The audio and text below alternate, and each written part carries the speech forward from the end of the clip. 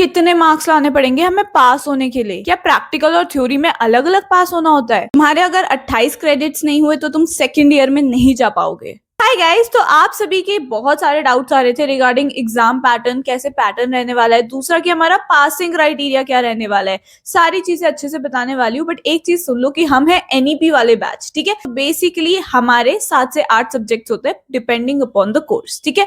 अब आप सभी को हर एक सब्जेक्ट में सेपरेटली पास होना होता है, ठीक है। अब जैसे जैसे एग्जाम्स की डेट पास आती जा रही है, वैसे आप सभी के अंदर क्यूरियोसिटी बढ़ती जा रही है। कुछ लोगों को सिलेबस नहीं मिल रहा, जी हाँ, पता नहीं सिलेबस कहाँ से देखे कि हम पढ़ना कैसे शुरू करें।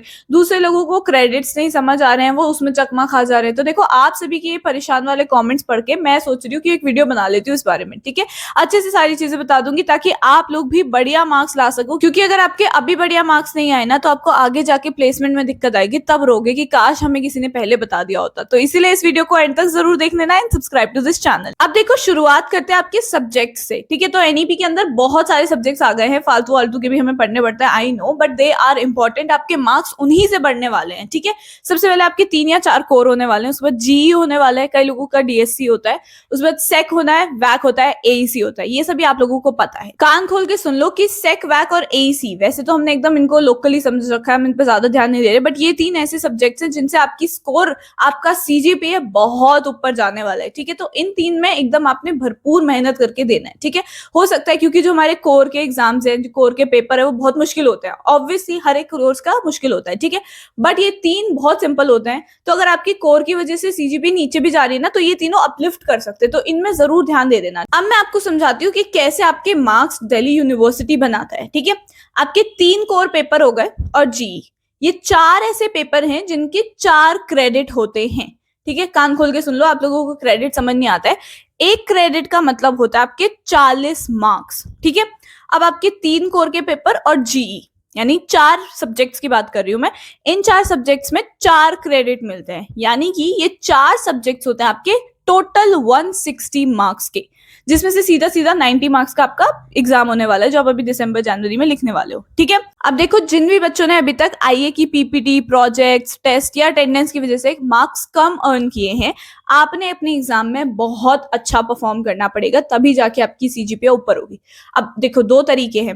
एक तो 90 मार्क्स का आपका एग्जाम हो गया, बाकी आपके आईए और सीए के एलिमेंट हो गए, इंक्लूडिंग योर अटेंडेंस। अगर आपका यहाँ पे लैक हो रहा है तो ऑब्वियसली आपको अपने एग्जाम्स में अच्छा परफॉर्म करना पड़ेगा। अगर आपका यहाँ पे ठीक है तो आपको एक अपर एज मिल जाती है कि ऑलरेडी आपके पास काफी सारे मार्क्स ऑलरेडी है, और जो थ्योरी वाला एग्जाम आप लिखने वाले हो आप, उसमें भी आपको ठीक ठाक मार्क्स आने हैं, तो आपकी बढ़िया से एसजीपीए बन जाती है। बट अगर आपका अटेंडेंस वगैरह ही नहीं है तो आपको एग्जाम बहुत अच्छे से करके आने पड़ेंगे। तो ये सब सोचने से पहले कि यार हमने अभी तक कुछ नहीं किया, हमने अभी तक टेस्ट में बेकार मार्क्स लिए हैं, अब सोचो कि अब आप लोग क्या कर सकते हो, क्योंकि अभी तक हमारे मार्क्स जो है यूनिवर्सिटी के पास तो नहीं गए। एक बार यूनिवर्सिटी के पास चले गए तब तो तुम कुछ भी नहीं कर पाओगे। तो आईए और सीए के थोड़े टीचर से बात करो, 2-4 अब जो टेस्ट आपके बचे हुए हैं, या कोई मॉक बचा हुआ है, या कुछ भी प्रैक्टिकल बचा हुआ है, उनको अच्छे से दो, then only you will be able to secure good marks. अब देखो, आपको ये तो समझ आ गया होगा कि आपने 90 मार्क्स का एग्जाम लिखना है। हमने स्कूल में भी इतने एग्जाम नहीं लिखे थे, 90 मार्क्स का एग्जाम लिखना है। उसमें भी एक क्वेश्चन आएगा आपका 18 मार्क्स का। जी हाँ, केवल 5 क्वेश्चन आएंगे आपके एग्जाम में, केवल 5। 3 घंटे का ये एग्जाम है, केवल 5, बट एक एक क्वेश्चन आपका 18 मार्क्स का होने वाला है। तो यू हैव टू अंडरस्टैंड कि 18 मार्क्स में मुझे ज्यादा लिख के आना है। बेटर होता कि अगर 2-2 मार्क्स के थोड़े छोटे या ज्यादा ही क्वेश्चन बना लेते, बट 2-2 मार्क्स के होते, वो फिर भी बेटर होता है। बट एक क्वेश्चन केवल और 18 मार्क्स, अगर एक गलती हुई और पूरा आंसर नीचे तक गलत हो गया, पूरे 18 मार्क्स चले जाते हैं। तो प्लीज आप किसी भी यूनिट को नहीं छोड़ सकते हो, क्योंकि 5 यूनिट आते हैं, हर यूनिट से एक एक क्वेश्चन आता है, ठीक है। इंटरनल चॉइस होती है ऑब्वियसली, जैसे कि अगर क्वेश्चन नंबर 1 है तो उसमें आपको दिस क्वेश्चन और दिस क्वेश्चन करके दिया जाएगा, बट वो दोनों ही क्वेश्चन आपके यूनिट नंबर 1 से आ रहे होंगे।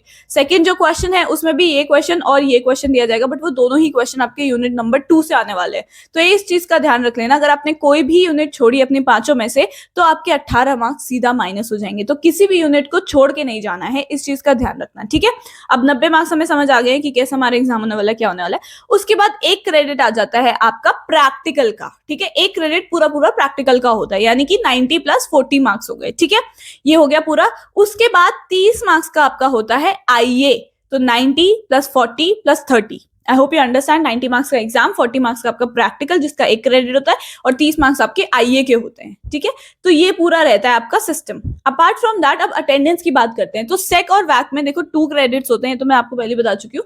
सेक और वैक केवल 2 क्रेडिट के होते हैं, यानी 80 मार्क्स का टोटल होता है, जिनमें से 30 मार्क्स का आपका सीधा सीधा रिटर्न का एग्जाम होने वाला है। जब भी आप लिखने वाले हो, जब एग्जाम्स आ रहे हैं ना, वो 30 मार्क्स का होगा, सेक और वैक केवल 30 मार्क्स का, जिनमें से आपको 3 क्वेश्चन ही करने होंगे, ठीक है। 10-10 मार्क्स का एक एक क्वेश्चन होगा। और एक बात का ध्यान रखना, केवल 1 घंटे का एग्जाम होता है सेक और वैक का, ये चीज कान खोल के सुन लो। उसके बाद एईसी जो है वो डिपेंड करता है आपके कॉलेज में आपने ईवीएस ली है या फिर हिंदी मिली है, वो डिपेंड करता है। देखो हो सकता है आपको समझ ना आ रहा होगा, तो जल्दी से पेन और पेपर ले आओ। जो बात मैंने अभी तक बोली कि 90 मार्क्स है, 1 क्रेडिट का 40 मार्क्स होता है, 4 क्रेडिट होते हैं, 160 मार्क्स होते हैं, जो भी मैंने बोला है वो लिख लो एक पेपर में और आपको अच्छे से समझ आ जाएगा। अगर आप नहीं लिखोगे ना तो आपको बिल्कुल समझ नहीं आएगा। और अगर आपको पता ही नहीं होगा कि पासिंग क्राइटेरिया या एग्जाम पैटर्न होता कैसा है दिल्ली यूनिवर्सिटी का, तो आप कैसे पास करोगे एग्जाम्स को? मुझे तो ये समझ नहीं आ रहा।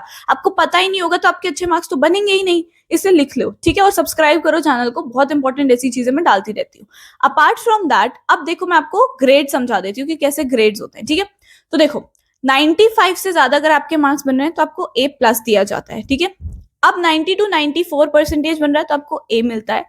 85 to 90 होता है तो आपको बी प्लस मिलता है। 80 to 85 होता है तो आपको बी मिलता है, एंड सो ऑन, ठीक है। ऐसे ही करके। और देखो आपको आउटस्टैंडिंग में मिलता है अगर आपकी ऑलमोस्ट 10 सीजीपीए बन रही है उस पर्टिकुलर सब्जेक्ट में, या फिर आपने बहुत ही एक्सीलेंट किया तो आपको ओ भी मिलता है, ठीक है। ओ इज आउटस्टैंडिंग, ठीक है। अब देखो जो फर्स्ट सेम में है उनकी बनेगी एसजीपीए, यानी कि सेमिस्टर वाइज फर्स्ट सेमेस्टर में आपकी इतनी एसजीपीए बन रही है, ठीक है। उसके बाद आपके सेकंड सेमेस्टर के देखे जाएंगे। आपको पता है एक साल में 2 सेमेस्टर होते हैं, तो सेकंड सेमेस्टर जो होगा आपका उसमें फिर आपकी एसजीपीए आएगी। उसके बाद दोनों को कंबाइन करके आपके फर्स्ट ईयर की बनेगी सीजीपीए। अब ये तो रही अभी तक बात सारी मार्क्स की। अब कितने मार्क्स पे दिल्ली यूनिवर्सिटी एक्चुअली में आपको पास करता है, क्योंकि इस साल से passing criteria again Delhi university में चेंज हुआ है।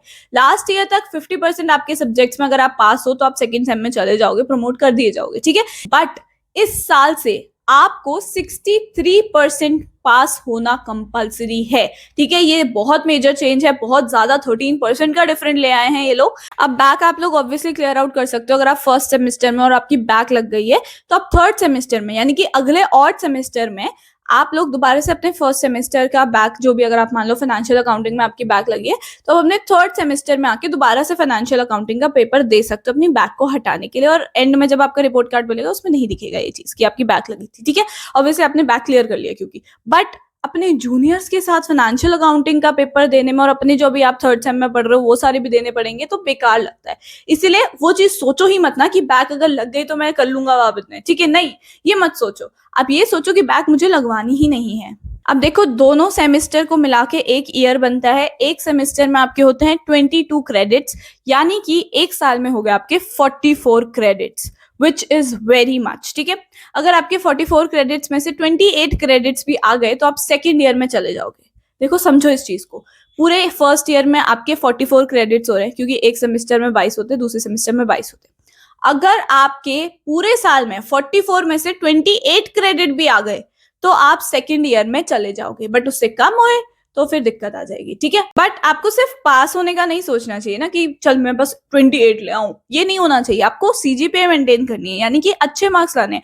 कोशिश करो 35 से ऊपर रखो अपने क्रेडिट्स, ताकि आपके आगे जाके प्लेसमेंट के चांसेस बहुत ज्यादा हो जाए, बहुत ज्यादा सेफ जोन में रहोगे आप लोग अगर आपने अपने क्रेडिट्स और अभी से अपने मार्क्स और सीजीपीए मेंटेन करके चलो। ऑनेस्टली मुझे किसी ने नहीं बताई थी ये चीज, चलो वो तो ठीक है मेरे अच्छे मार्क्स ही रहे पूरे टाइम, बट मुझे किसी ने नहीं बताई थी ये चीज कि आगे जाके जब हम प्लेसमेंट में बैठेंगे तब हमारी सीजीपीए एसजीपीए क्रेडिट्स ये सब मैटर करेंगे। तो आप लोगों को अगर मैं बता रही हूँ तो प्लीज चैनल को सब्सक्राइब करो और समझो मेरी बात को कि these are very important information.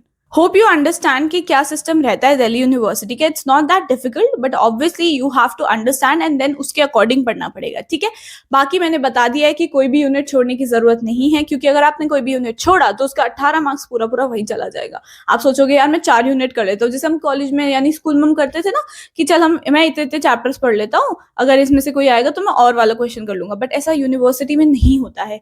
They have made it pretty clear कि हर यूनिट से आपके पास क्वेश्चन आने वाला है, ठीक है। Obviously depend on the course as well, but major courses का, ऑनर्स कोर्सेज का यही रहता है कि आपके 5 यूनिट्स हैं और हर यूनिट से आपको एक एक सवाल पूछा जाएगा और 18 मार्क्स का होगा। तो मैं आपको ये बता दूं कि कैसे लिखना है। अगर आपको जानना है कि आप एग्जाम्स में कैसे लिखोगे, how to write your exams in college because it's very different from your school, very different from your board exams, then let me know in the comment section कि how to write college exams, because 18 marks का एक question कैसे करना है, कैसे उसकी marks की bifurcation होती है, वो सारा जानना बहुत ज्यादा जरूरी होता है। And I have scored 9+ CGPA SGPA, तो obviously I can tell you कि कैसे मैंने करा था, कैसे आप लोग भी करो ताकि आप अच्छे से कर पाओ। क्योंकि ऑब्वियसली मैं भी ऐसी नहीं हूँ कि मैं दिन रात पढ़ती रहती हूँ, नहीं, बट कैसे करना होता है, कैसे स्मार्ट वर्क करना होता है एग्जाम के टाइम पे, वो सारी चीजें मैं बताऊंगी अपनी उस वीडियो में। अगर आपको चाहिए तो मुझे कमेंट करके बता देना, I definitely make a video regarding the same. Again I hope you like this video, if you do kindly hit the subscribe button, like this video right now, comment down below something cute and I'll see you in the next video.